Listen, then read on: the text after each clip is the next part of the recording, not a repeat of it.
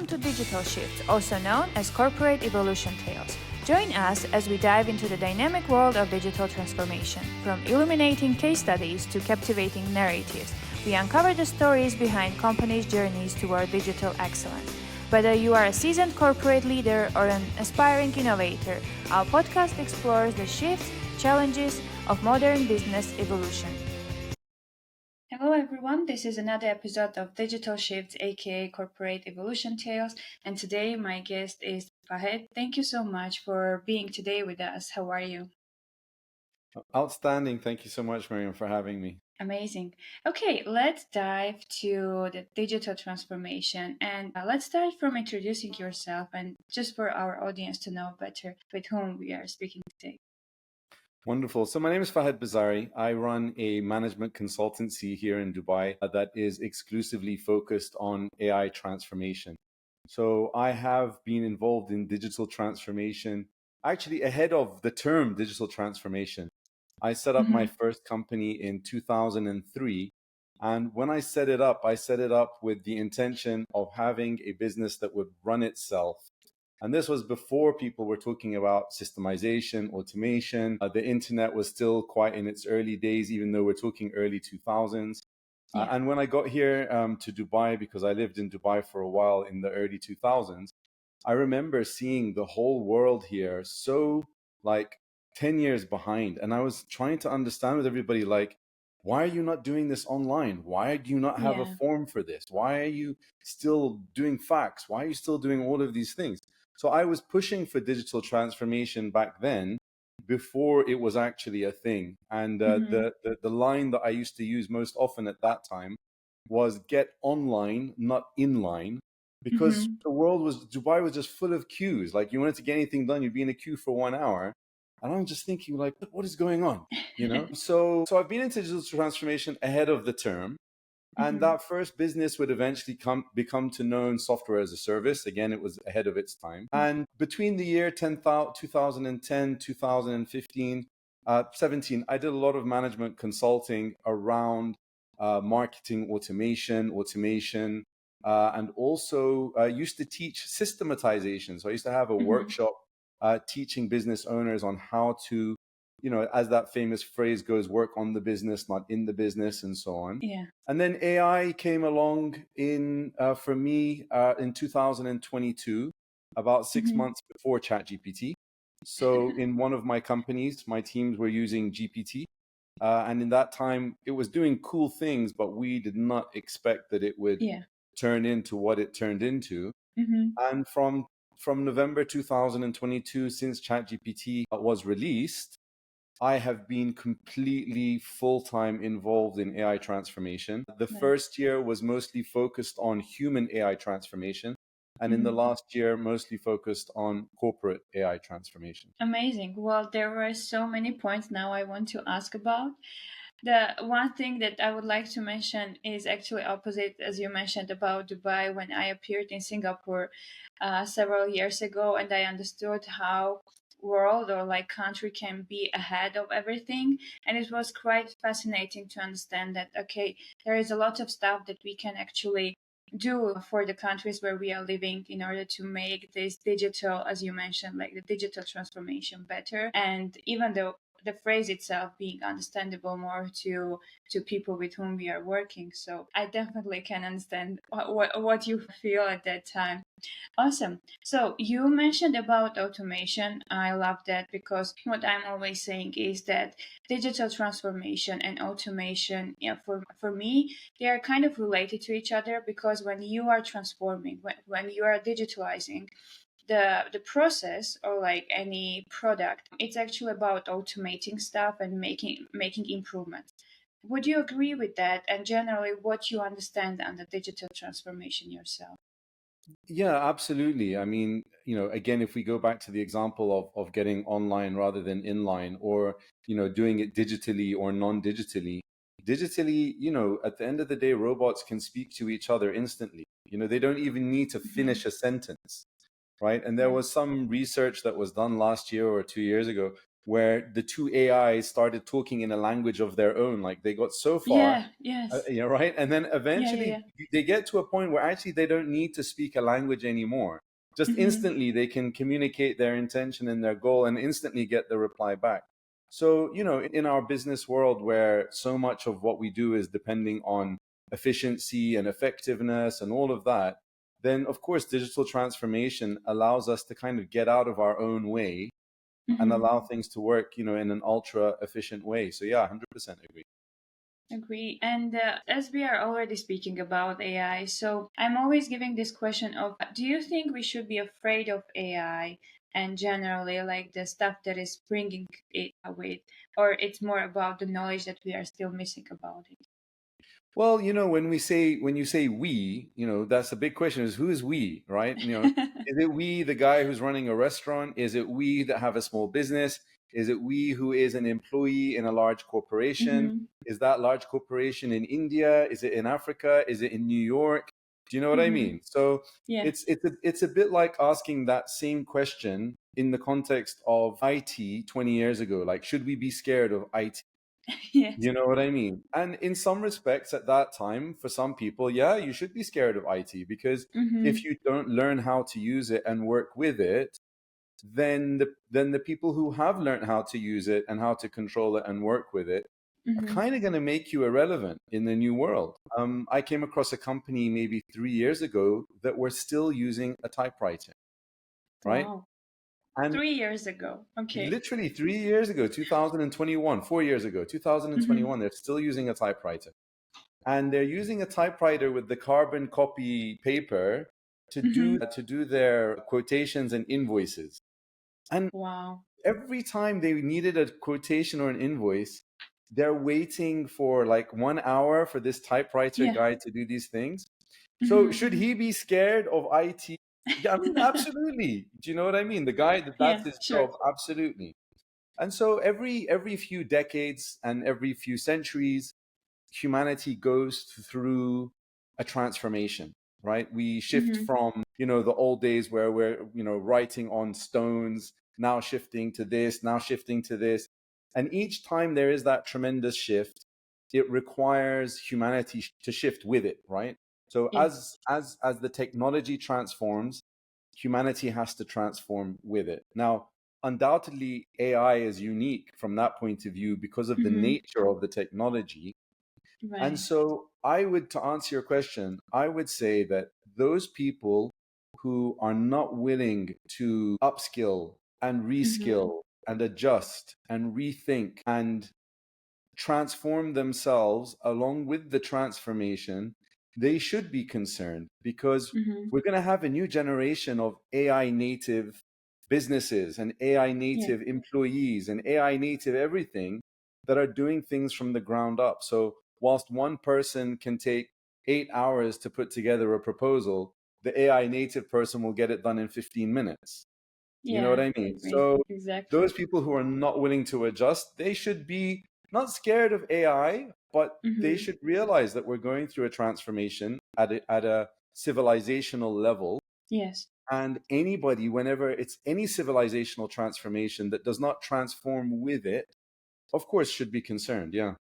Agree, definitely. And I'm always saying the same that it's more about the knowledge that we need to have in order to use it properly. Generally, like anything, as you mentioned, like from even the software itself.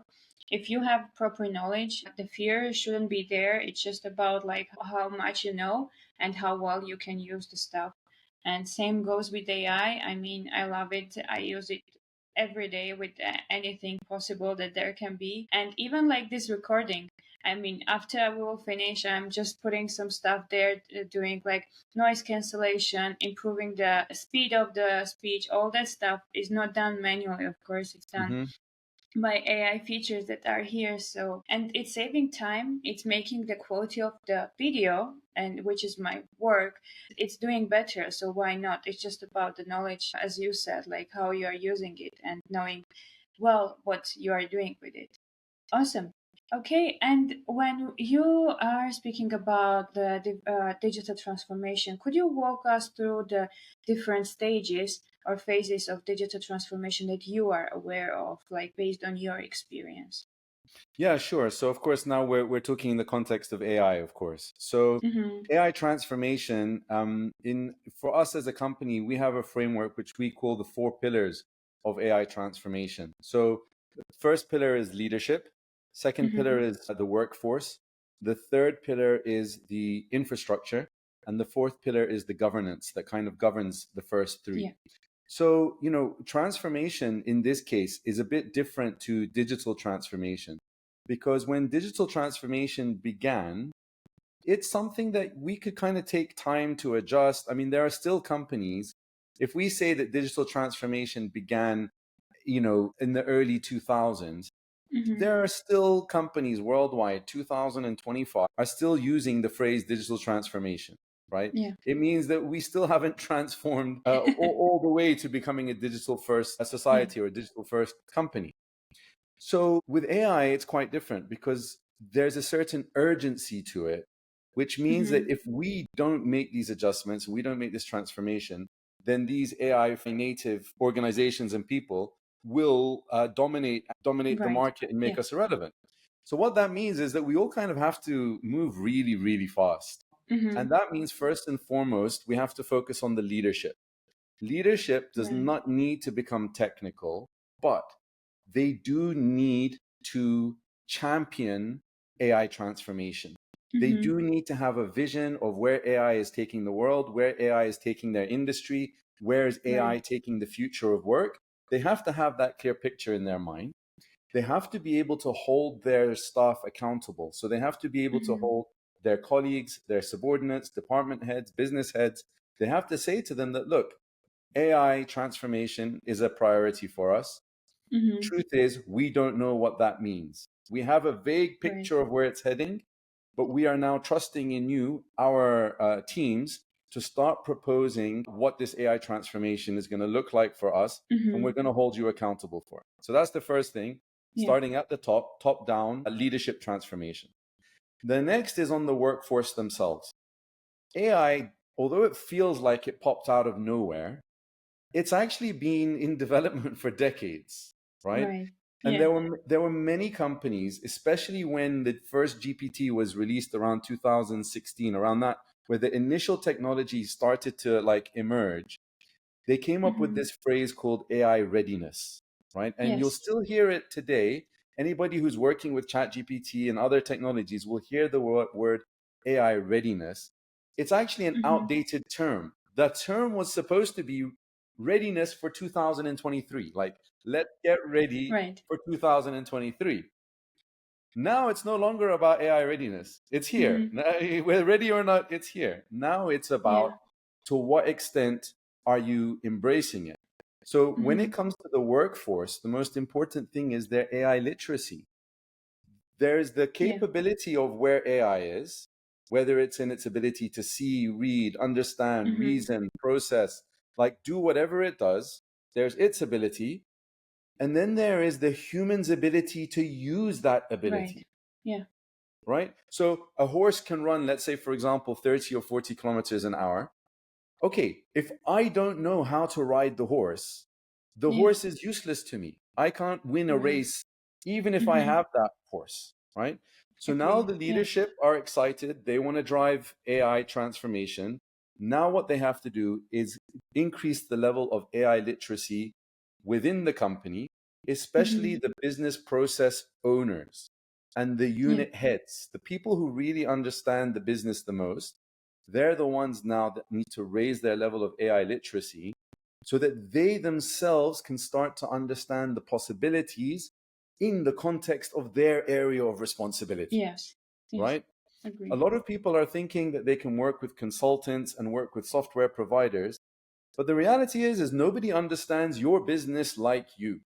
So Yes. either you're going to have to spend ages working with consultants trying to get them to understand your business. And even when they do, you are one of their many clients and they are only giving you a fraction of their time based on what you're paying them. Whereas the internal people, the staff, if you can equip them with AI literacy, then they become full-time AI advocates within the company. Right. So we've got leadership, now we've got workforce with AI literacy. Now the workforce will start identifying opportunities within the company to shift over to AI-enabled processes, whether that's them using ChatGPT to do certain tasks or building out automated workflows that will do the tasks on their behalf. And then the last piece is the governance. Let's all be on the same page of what we're allowed to do, what we're not allowed to do. And that's an evolving process. So when you say that the actual process, the first three are kind of they are Blended, I think. linear. So leadership, and then sub-leadership, and the workforce, and then the infrastructure. But the governance needs to be evolving with every step. Yes, agree, definitely. I think with a lot of our partners with whom we are working in the company where I work, it's the thing that we are saying that it's all about the knowledge that they have, that they need to share with us in order for us to help them. And we are always keeping them in the loop of stuff, just because we understand ourselves that it's really, we will never have this knowledge better than them, and they will understand exactly what they need for their business. It's more for us to be able to support them to move everything, or like categorize, as you mentioned, like to the steps, how they can properly process the stuff in order to be more digitalized, or generally starting digitalization in their company. So I love that answer from you. Awesome. And do you think that people can identify areas or processes for digitalization or automation themselves, or it's more about a person that has this knowledge and can help others, as like the companies that, for example, I brought? I think that if you were to go to a company now, I think you're absolutely right. It's only going to be a tiny fraction of them that are thinking like engineers and thinking like architects and thinking Yes. of like, taking a task and decomposing it into steps and so on, right? That's only a fraction of the people. But the value of employees moving forward in companies is basically broken into two parts. Either they know how to work with the AI, or they know how to give feedback into the company's AI engine as a whole. So that's the first thing, is that employees, generally speaking, need to realize that. And that starts to make them start changing their mind. Like, I got to take this seriously. I can't leave this to the IT department. I can't leave it to that guy who's really excited by it. I also have to get excited by it. That's the first thing. And then the second thing is the power of workshops, right? The power of workshops, meaning if we go to the company now and we say, okay, we want you to like imagine which, in fact, I'll give you an example from our side. So we do a business process transformation workshop. Now, when we first did that workshop, it was on request from a specific client. And they said to us that, look, our teams will come up with the list of business processes and we'll present it to you. We'll shortlist it and we'll present it to you, find out which one. I said, okay, why don't we, instead of doing that, because there's a big danger now that they're going to waste their time, why don't we host a workshop with them? Yes. Where we show them the breakdown of workflows and which workflows are like really good for AI transformation, which ones are going to have the biggest impact and so on. And we ended up pivoting to having a 4-hour workshop with them where we show them the flows, we show them how to structure things, and then we work with them to identify those workflows. We then have a follow-up workshop with their teams. In that workshop, we show them the workflows that we enabled. We get them all to choose one process each, and then they get a homework which takes them 2 weeks. And in that, we have 2 coaching sessions group wide.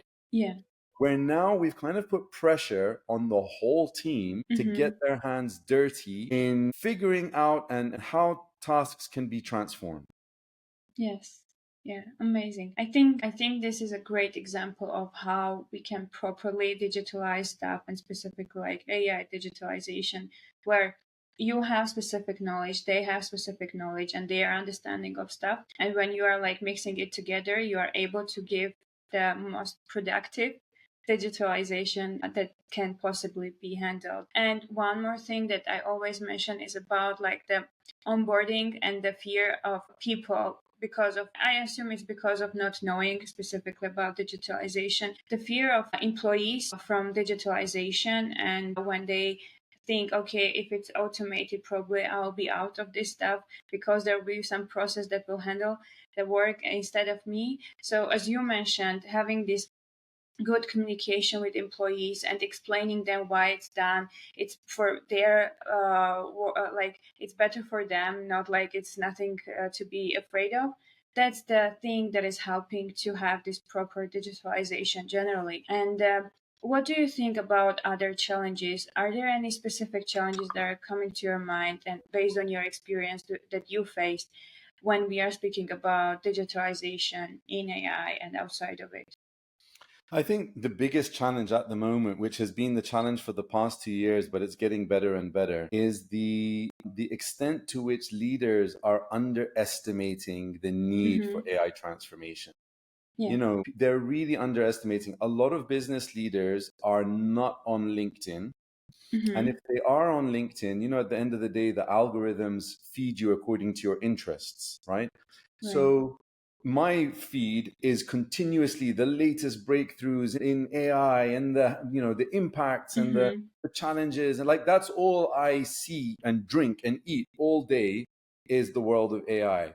But other Mm-hmm. leaders on their LinkedIn are hearing about, that's assuming they're even on LinkedIn, right? Most of them are not even on LinkedIn. When they go to social media, let's say, for example, they go to Instagram or TikTok, because even Mm-hmm. business leaders end up on TikTok somehow, right? So what they're seeing are these very sensationalized social media things. Right. Oh, look what I did in 5 seconds. No, Advertisement. Yeah. right? It's sometimes it's advertising, sometimes it's just content creators trying to get buzz for Yes. their posts, right? They're Yes. trying. So a business leader is looking at it and going, "Oh, this is just for kids. Oh, this is okay. I can see why it would be value in their business, Yeah. but in my business, this is not really valuable. Let's just stay Mm-hmm. focused on this year's goals, right?" So Yeah. they're underestimating what AI is. They're Mm-hmm. underestimating what it's capable of doing. They're underestimating the change that is on its way. They're Mm-hmm. underestimating the impact of that change. Like they're underestimating everything. So we Okay. have a challenge as consultants, which is if we are saying that the urgency and the importance of AI is 1,000, and they're Mm-hmm. only looking at it as the importance and urgency is only 10, how do we speak at the same language? How do Yeah. we make ourselves at the same level? And the first step for us is we have to bring them up. We have to Mm-hmm. bring them up to understand how it's going to impact them. We have to help them understand how it's going to impact their current situation. So, one of the Mm-hmm. questions we like to ask is, do you plan on hiring anybody soon? All Yeah. right. And they say, yes, we're looking to hire such and such. I say, okay, do you already have somebody doing that role already and you're looking to scale it? Mm-hmm. Okay, before you do that, let's have a look at the specs of that job that you're hiring for. Yeah. Because what would the impact for you be if the person or the people who are already doing that role, we could halve their workload Yeah. by offloading much of that burden to AI, then you Mm-hmm. wouldn't need to hire another person. So, how would you feel about being able to double or triple your Mm-hmm. operational output and efficiency and so on, but without increasing your manpower? Yeah. Then they're like, oh, this is interesting, you know? So we have to raise their level of understanding. And I would say that is the Mm-hmm. biggest obstacle, bigger than anything else, is Mm-hmm. Mm-hmm. the stakeholders, the decision makers, getting them to raise their estimation of AI and everything Yeah. around AI. And the understanding, right? And looking back, what are some key lessons or insights that you gained from digital transformation in AI? Already kind of like answering to that with what you just said. So I think one of the biggest insights, which I managed to get quite early on, is that AI transformation is not just about skills and knowledge, it's Mm-hmm. also about attitude. It's about attitude. It's about the attitude of, for example, curiosity, right? Mm-hmm. Having the curiosity to explore and play around. Another important attitude is humility. Yes. Humility to embrace the fact that there is something that does not have the level of education and training and experience as you, but it can beat you. Because Right. without that humility, you're just going to discard it and go, no, this thing can't beat me. I've got 30 years of experience and 20 years of education. There's no way that it can beat me, right? So Yeah. you need a certain amount of humility. You need to have, for example, when people get promoted to management level, very often they struggle with delegation, right? Right.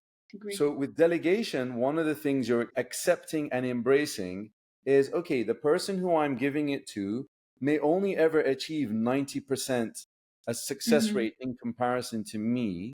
But the difference is I can have 10 of them working at 90%, Yeah. which is productivity of, let's call it 900%, versus me alone working at 100%, right? Right. So this is now an attitude change where the person is moving from being an operator to now becoming a manager. And this is Yes. why we quite often we find that the people who do really well with AI are the people who have experience delegating. The Agree. ones who have no experience delegating or working with contractors or working with freelancers, they've got no experience giving the work out. These ones really struggle to give big tasks to the AI because it's just so foreign to them. So to answer your Yes. question, I think that one of the most important insights is that embracing AI and AI transformation at a company level as well as at an individual personal level is as much about attitude as it is about understanding and skills.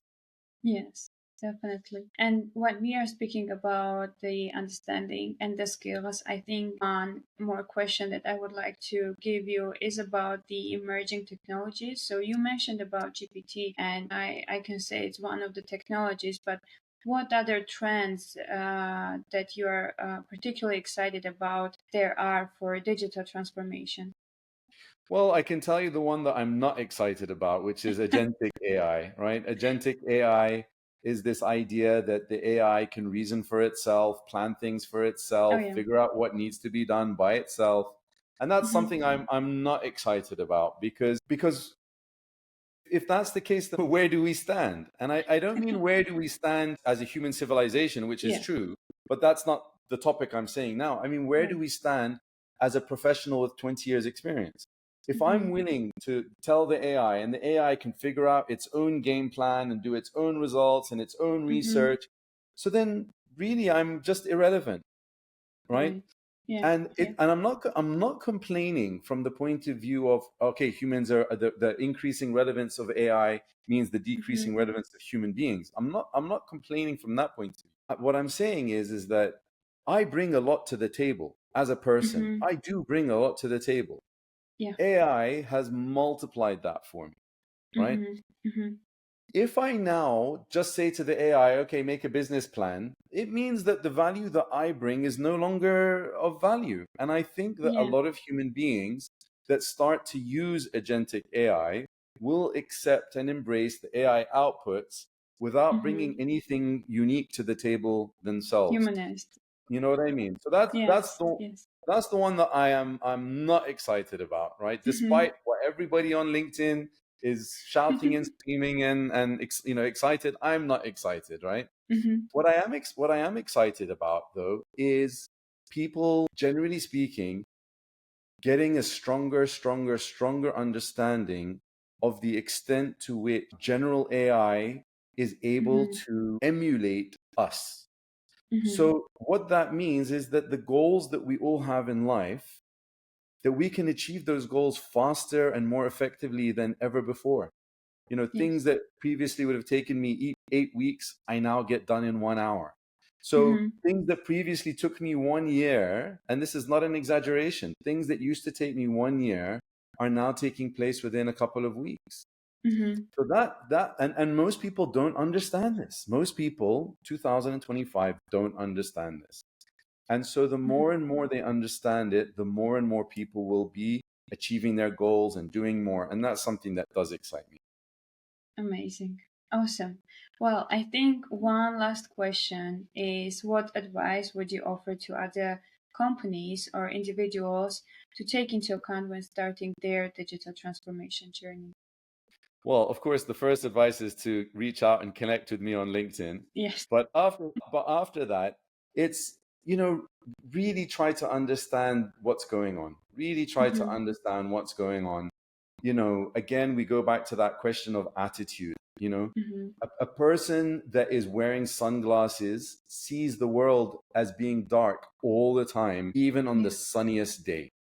Yes. So a person who has a negative attitude towards AI will Mm-hmm. see AI through a negative lens all the time. And you Okay. can present to that person everything under the sun, but as long as they're wearing those sunglasses of negativity or Mm-hmm. pessimism or fear, whatever those Yes. sunglasses are, they will see it through that lens. And then it Mm-hmm. will keep them from benefiting from the benefit that it has to offer. So that Yeah. really is the number one advice. I guess you could say it's a two-part advice. The first advice is to change the glasses. AI Mm-hmm. has arrived. It's only going to get stronger. It's only going to get more powerful. And our relevance in the future is Mm-hmm. based on our ability to work with it, right? So Yeah. that's the first thing. And then the second thing is to really understand what it's all about, the Mm-hmm. implications, the opportunities, the challenges, the risks, how to mitigate those risks, looking at our companies and making time for this. I know everybody's busy with Mm-hmm. their goals. They've got Yeah. annual goals, quarterly goals. I understand that. I get that.